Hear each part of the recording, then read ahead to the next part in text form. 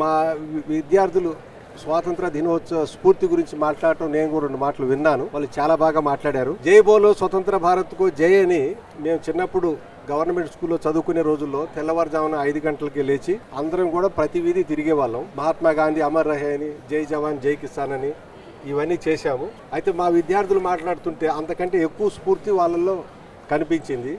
మనం ఏమనుకుంటామంటే చాలాసార్లు ఈ తరం విద్యార్థులకి దేశభక్తి భావం అలాంటివి లేవని మనం అనుకుంటాం. కానీ వాళ్ళని కదిలించి చూస్తే మనకు తెలుస్తుంది. అవును సార్, వాళ్ళకి చాలా దేశభక్తి భావం ఉంది.